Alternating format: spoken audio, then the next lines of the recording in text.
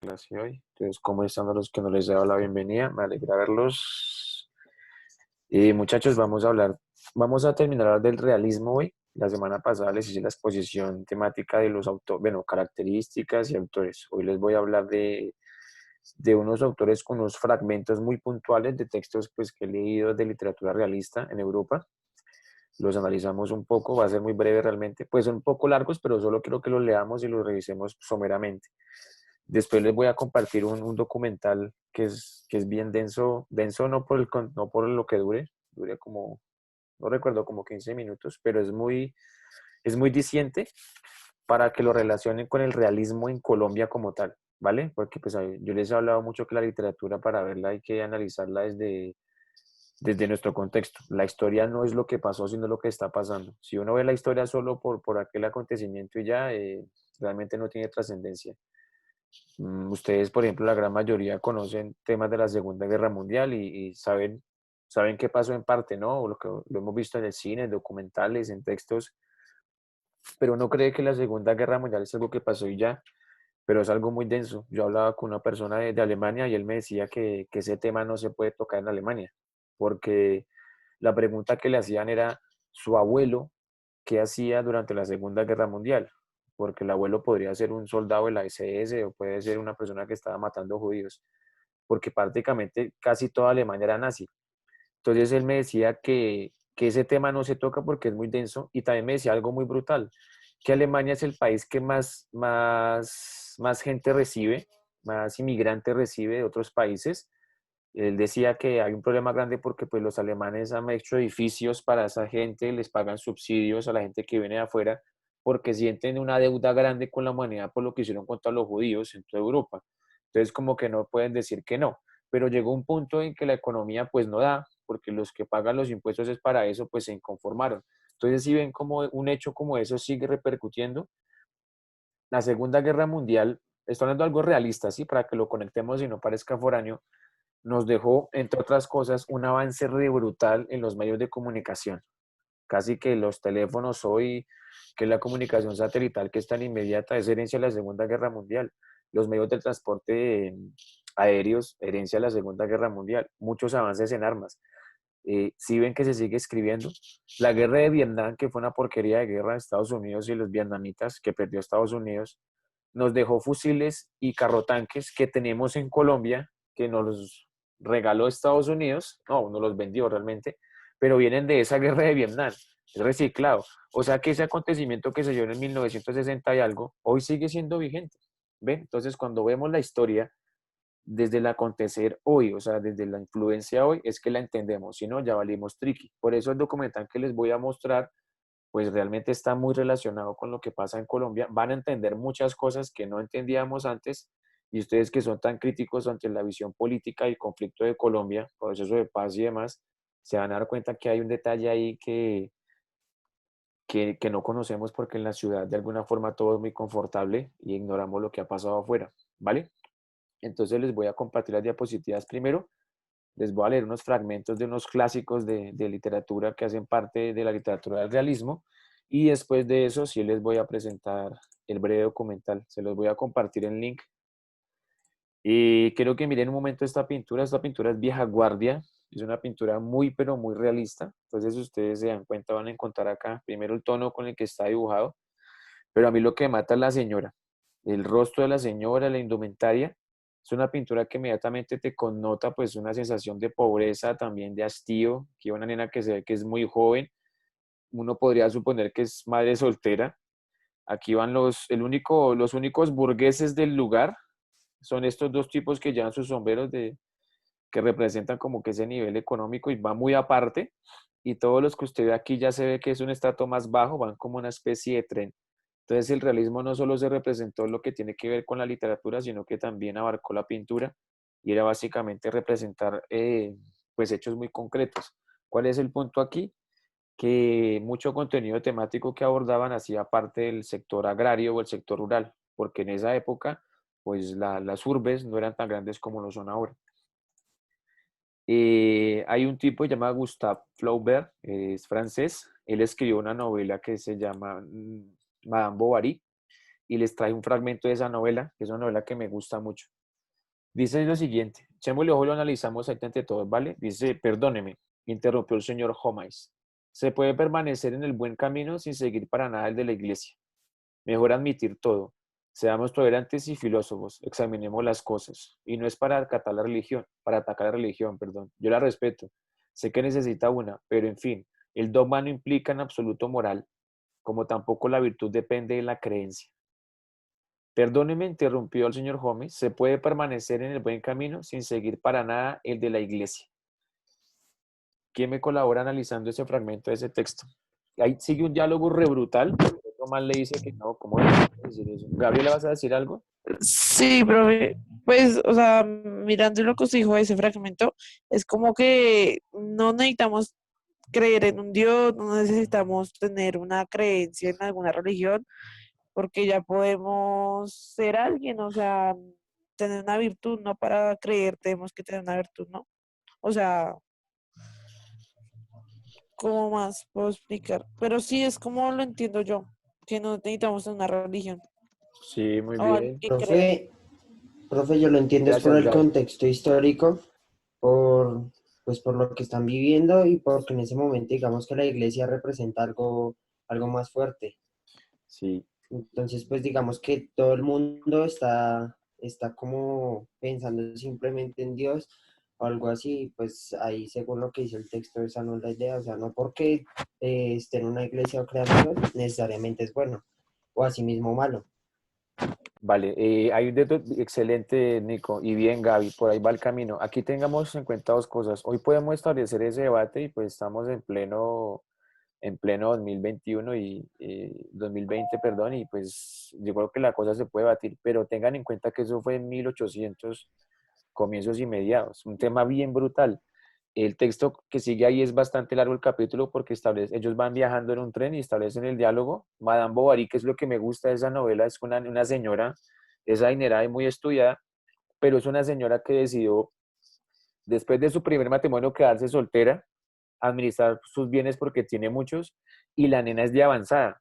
Entonces en ese debate le dice al señor, es que yo no necesito, porque el mal le increpa, oiga, pero yo nunca la veo en misa, usted nunca va a misa. Entonces le dice, yo no necesito ir a misa para establecer mi creencia en Dios, no necesito de la iglesia.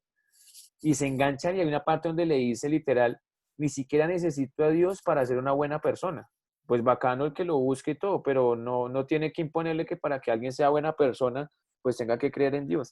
¿Cuál es el punto acá? Que es algo muy realista lo que está diciendo, pero lo dice una mujer en esa época. Obviamente, Flaubert, que es un escritor bien crítico, pues es el pensamiento de él. Es decir, esa mujer es Flaubert, que quería decir eso, solo que fue tan osado que puso un personaje femenino y por eso impactó, porque todo el mundo, uy, ¿cómo así 1800?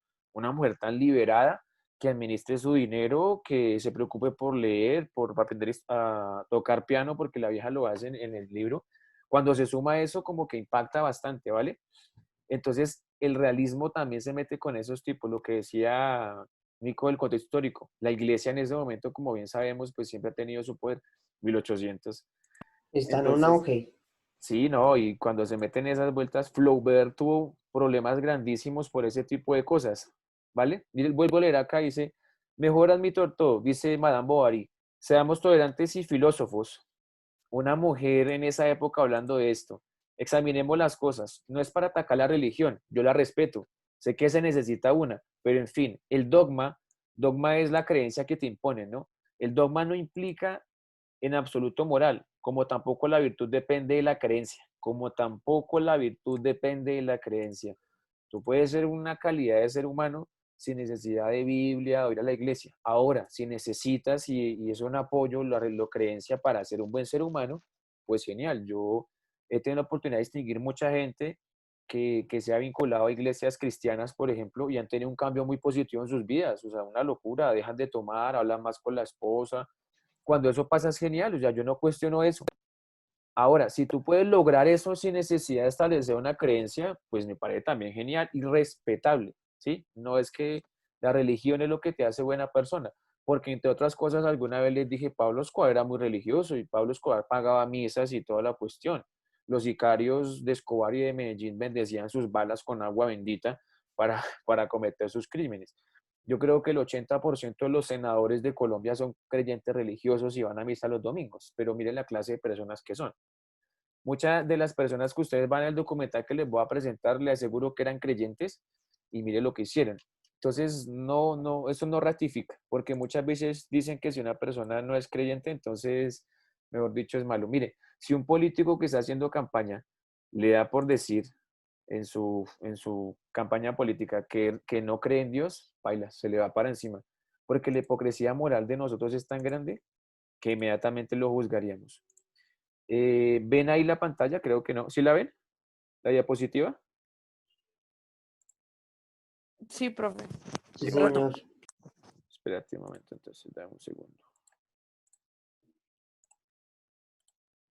¿Me confirman? ¿Ahí se ve? Sí, sí, sí. sí, Listo. señor. Vale.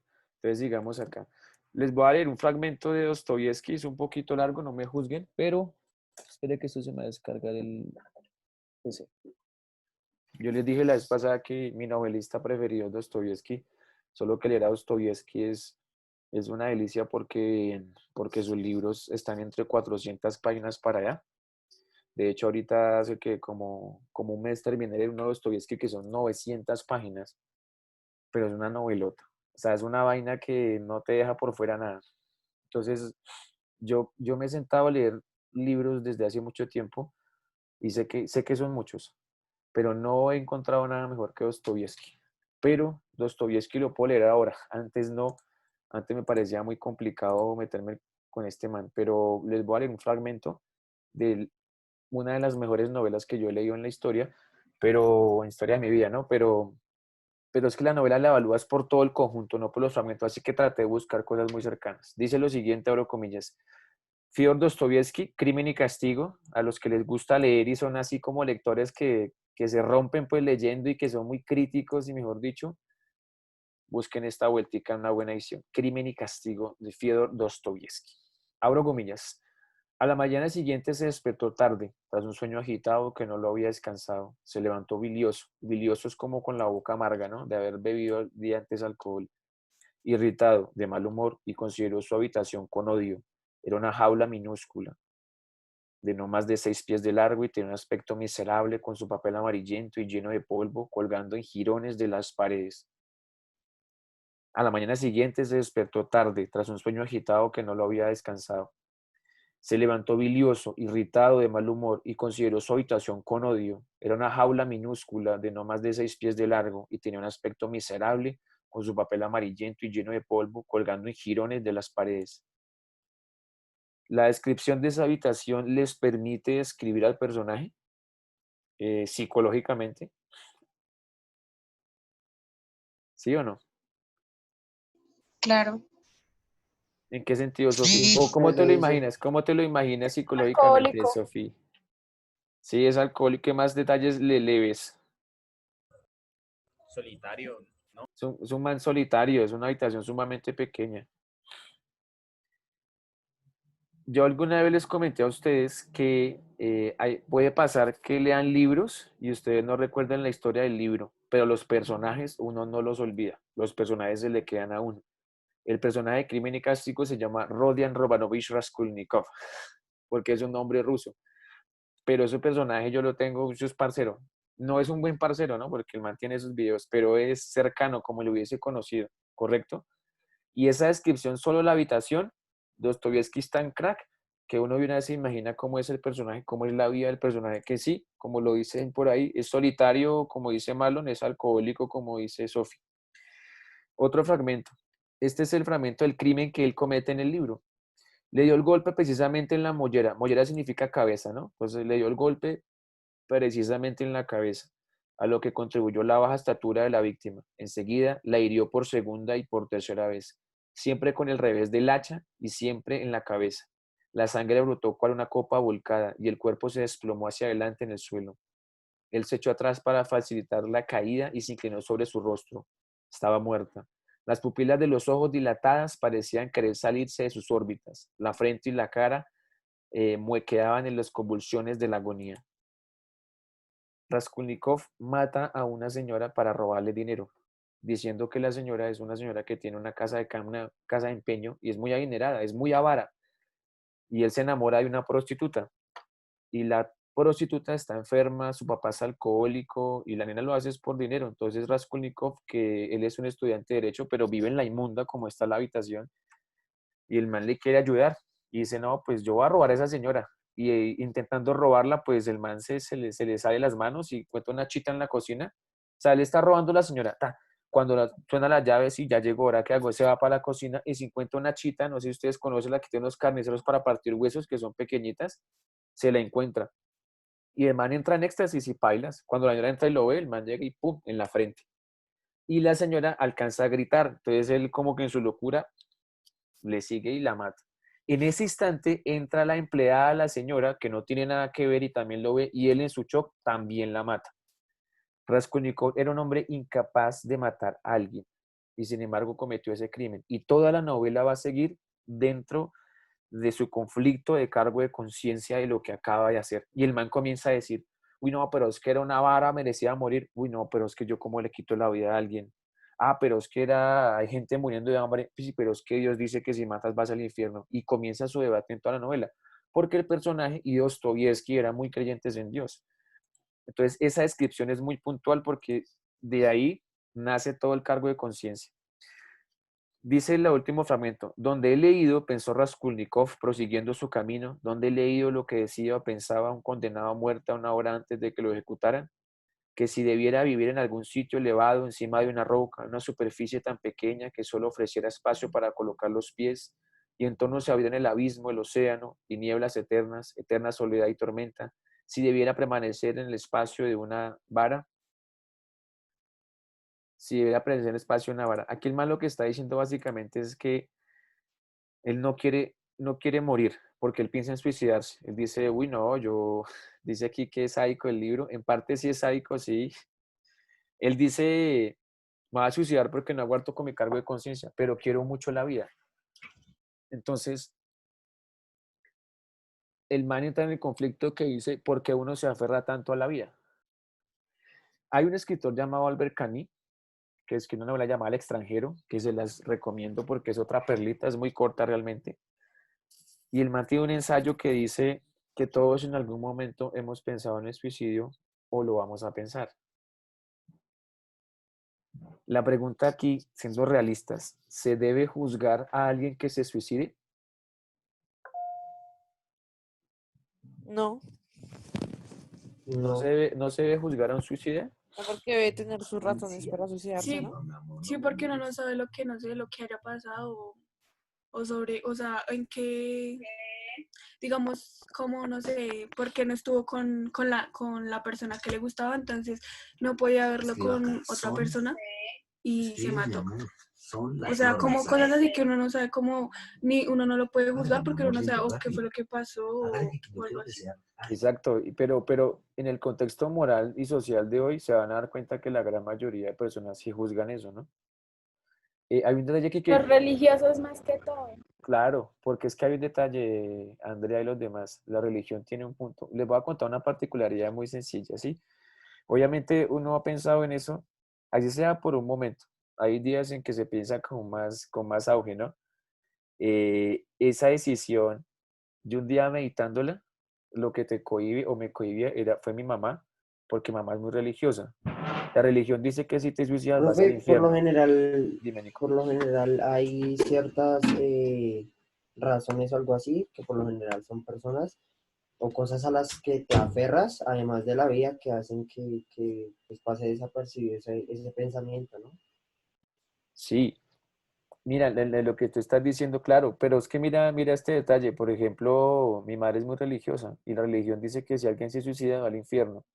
Y uno de los parámetros que tiene la religión es hacer el novenario. No sé si han escuchado el novenario, algunos lugares lo hacen todavía en el campo, que son 9 noches, 9 novenas, y es toda la noche haciendo rosarios y un montón de rezos para que el alma descanse en paz e encuentre su lugar en el paraíso. Si una mamá sabe que, una mamá creyente, ¿no? Sabe que su hijo se suicidó, esa mamá todo el resto de su vida va a estar rezando para que su hijo vaya al paraíso y va a estar con la preocupación de que mi hijo está en el infierno. Entonces el hijo que se suicida condena a la mamá a estar padeciendo eso el resto de la vida. Entonces miren ese detalle tan brutal, ¿sí? Lo otro es que, según Camus, Nietzsche también decía eso, Federico Nietzsche, que uno se suicida no por el momento que está pasando, no porque lo dejó la novia, no por la deuda que tiene ahí. Eso solo es el agua que rebasa el vaso. El hombre se suicida porque vienen muchas cosas, muchas, hasta que llega un punto en que no aguanta. Entonces vendrá la infancia, el rechazo, discriminación, fracasos. Solo que entonces mucha gente Profe, dice, dime, perdón, termino. digamos, por eso es que, Mucha gente dice, es que se suicidó por amor. Realmente no fue eso. Eso fue el detonante. Pero atrás hay todo un compendio de cosas donde concluimos, como decía Laura, por ejemplo, o me escribe David por aquí, pues no se debe juzgar porque es una decisión muy personal y no, como nos lo dice Laura, no conocemos ese trasfondo, eso que viene más atrás, Nicolás. profe, que por lo general las personas que se suicidan son las personas así como que ya en sus últimos momentos se la pasan así muy solos y eso y no le comentan a nadie. Digamos, las personas que dicen, ay, no, me va a suicidar y que se ponen a contarle a todo el mundo, etcétera, No lo van a son, hacer, o ¿no? sea, están buscando la atención, pero las Sí, que realmente sí, falta de o afecto. pues los casos que yo he visto, son las personas que no hablan con nadie y eso, y un día estaba bien y al otro día, chao, se Tómelo, mató. tómelo. No, no, eso no es así. Yo he Pues, escuchado casos que, por ejemplo, siguen como si nada, como si estuvieran muy felices y no se apartan ni nada, sino que de la nada se suicidan. O sea, Lo, lo que, tampoco pa- están lo, así. lo que pasa, Marlon, no, yo te entiendo lo que refieres. El hecho de que una persona comparta contigo y se ría con uno, eso no quiere decir que sea feliz y esté bien. Lo que pasa es que Exacto. uno se niega, o sea, uno intenta aferrarse. Miren, hay algo que yo he entendido y lo entenderán cuando estén más grandecitos, es que uno no quiere contaminar a los demás con los problemas. Uno no quiere hacer eso. Y si es alguien cercano, una pareja o algo, peor. Uno no quisiera que esa persona conozca tus problemas porque es también ponerle problemas, ¿sí me hago entender? Y uno comienza a ocultar eso. ¿Y cómo? Pues te ríes, pues charlas, pues que compartas. En parte tiene razón Marlon. Hay gente que uno dice, diga, pero este man con semejantes rayos y su soledad, pero no parece, o sea, uno lo ve como muy happy. Yo siempre pongo el ejemplo de los payasos. O ustedes los que han visto el Joker es un claro ejemplo.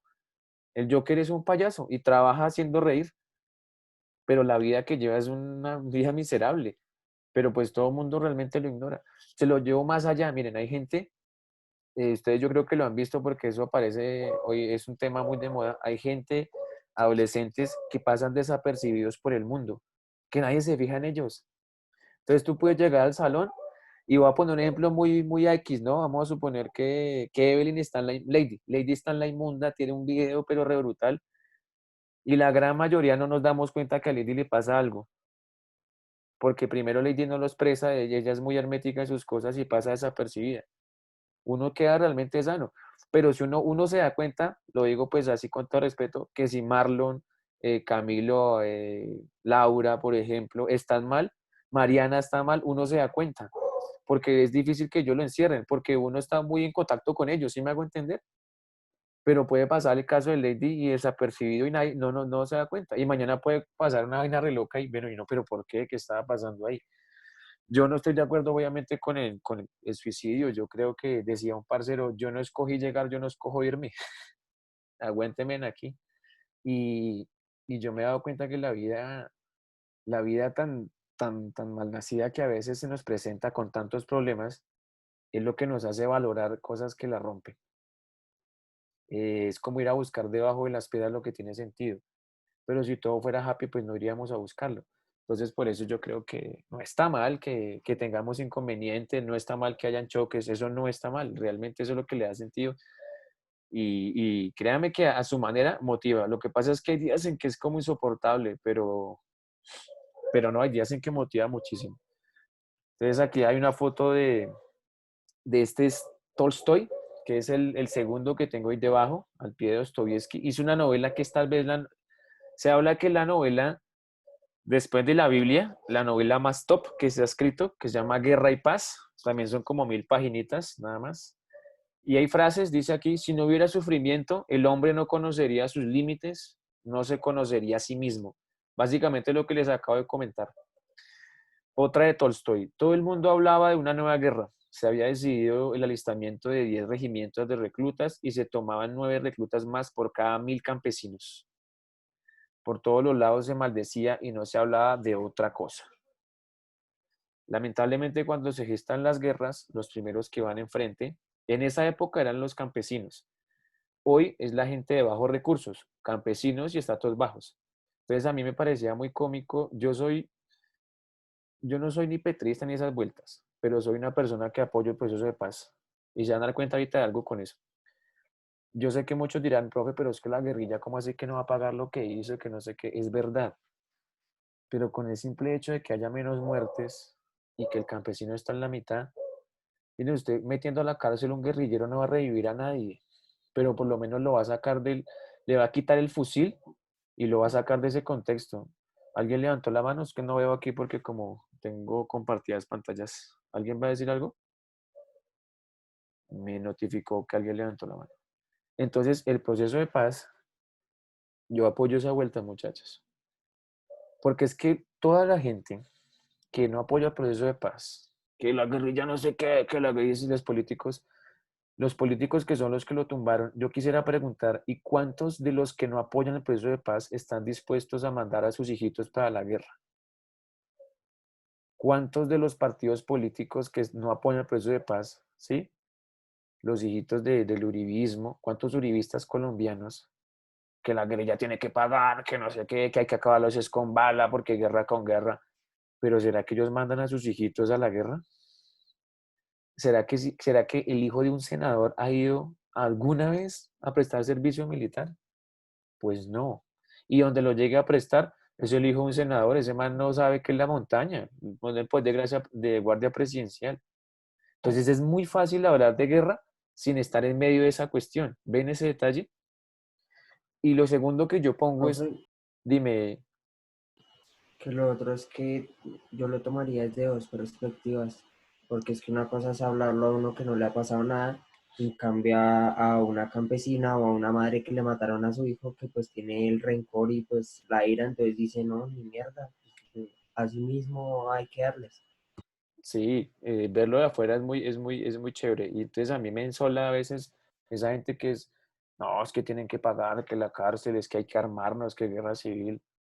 Hombre, pero usted lo esté capaz de poner a sus hijitos a que den su paso allá. Miren, una propuesta, una propuesta que hizo una senadora, ya se imaginan de qué partido político, que debería haber servicio militar obligatorio para mujeres también.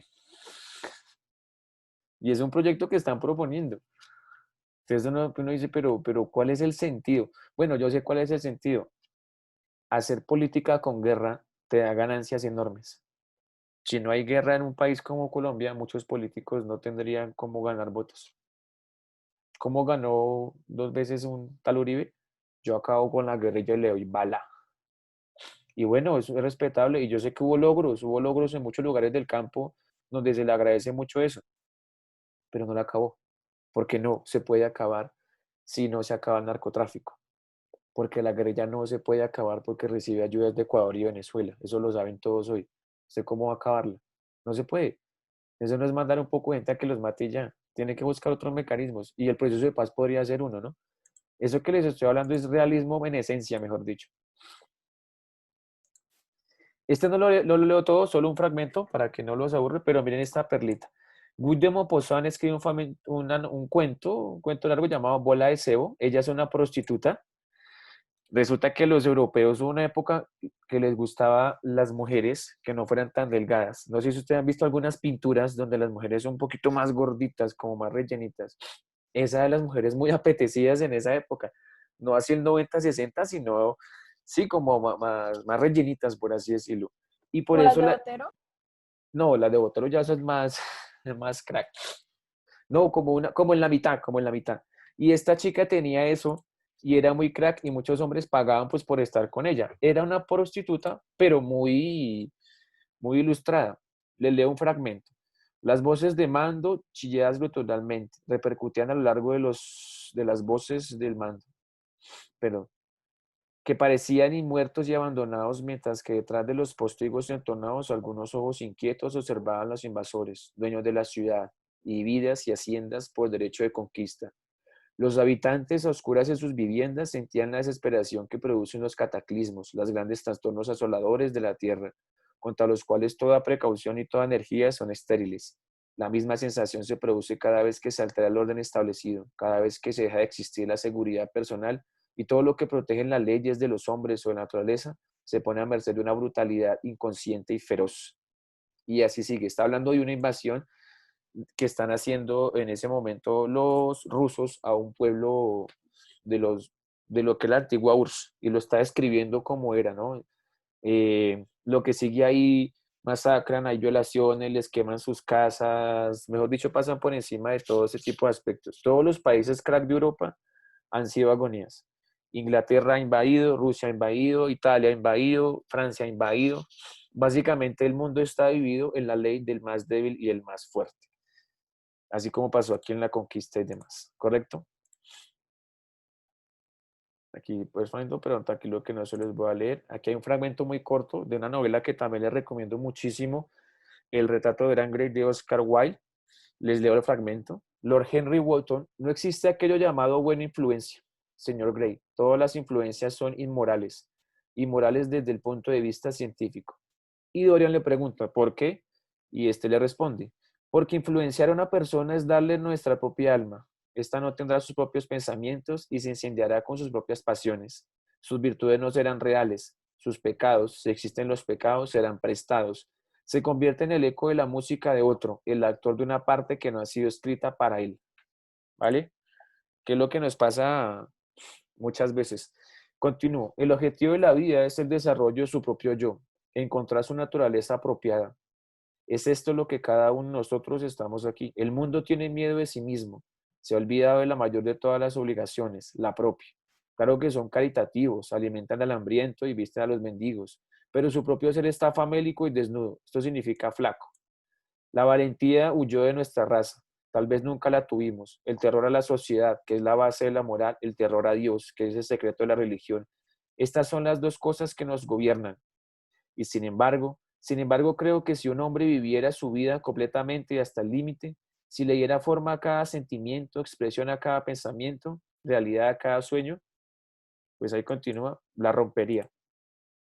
Yo, cuando voy a décimo, y yo conozco gente que no siente pena cuando dice cosas o sus problemas o sus concepciones, me parece genial porque es un criterio de personalidad muy elaborado, ¿sí? Alguna vez les colocaba el ejemplo de, ¿por qué no fue al paseo? No, yo no fui al paseo porque tenía otro paseo con mi familia, porque estaba comprometido, pero alguien dice, papi, no tenía plata, no había plata y por eso no fui. Ese criterio de personalidad me parece sumamente sobresaliente, ¿vale? Porque no es la imitación ni es aparentar ni nada de ese tipo de cosas. Cuando ustedes llegan a eso, la están rompiendo. Las niñas, sobre todo, y lo digo con todo respeto, tenemos hoy una sociedad donde las mujeres carecen de autoestima y a mí eso sí que me la vuela. Eh, Miren, yo cuando distingo a una mujer por la cual puedo sentir cierta atracción y siento que esa mujer tiene complejos físicos, a mí eso me raya, me da como mal genio. No, es que yo me siento muy flaca, es que me siento muy gorda, me siento muy alta, es que mi pelo no me gusta porque es muy crespo. Mira, a mí esa vaina me raya. Primero, porque no debe pasar. Y segundo, porque lo permean a uno también. Cuando tú le hablas de tus complejidades a otra persona, esa persona se come el cuento de tus complejidades y se come el cuento de que entonces eres fea en verdad. David, ¿vas a decir algo? ¿Tú tienes audio, David? ¿No tienes audio, pa? Entonces, ese tipo de cosas. Dice David, el ser humano no puede, o mejor dicho, no es capaz de vivir o salir adelante sin ayuda de ya sea otra persona u otra cosa, como religión o ideología. Dice David aquí. Claro, muchachos, como siempre, si nos salimos de la clase, espera para esta grabación.